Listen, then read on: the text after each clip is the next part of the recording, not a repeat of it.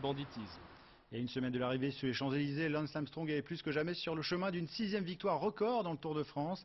L'Américain a remporté tout à l'heure la première étape des Alpes entre Valréas et Villard-de-Lans et il s'empare du même coup du maillot jaune. Un maillot jaune qui a donc fini par céder le Français Thomas Voeckler, leader de l'épreuve pendant 10 jours. Sonia Daugé. C'est désormais la nouvelle couleur de Thomas Voeckler sur ce tour, le blanc, maillot du meilleur jeune. Fini le jaune, cédé la première place. Après une difficile étape de montagne, le champion de France a dû s'incliner devant plus fort que lui. 8e au classement général, sans surprise.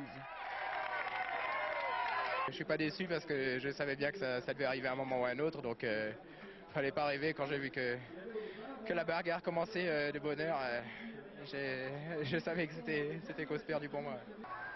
Cause perdue en fait pour tous les adversaires de Lance Armstrong. Richard Virenque fait la course en tête sur plusieurs dizaines de kilomètres, rattrapé. Jan Ullrich attaque enfin dans la montagne. L'escapade durera quelques minutes, lui aussi est rattrapé. L'arrivée se joue donc entre costauds à Villard-de-Lans. Les dauphins de l'Américain dans son sillage, incapables même de disputer le sprint avec le patron incontesté du Tour, un Armstrong sûr de son fait et de sa victoire. Nous connaissons le parcours très bien et nous avons fait ce parcours dans le Dauphiné libre et je connais tout le col et non, pas de panique, pas de problème. 18e victoire d'étape de sa carrière pour l'Américain.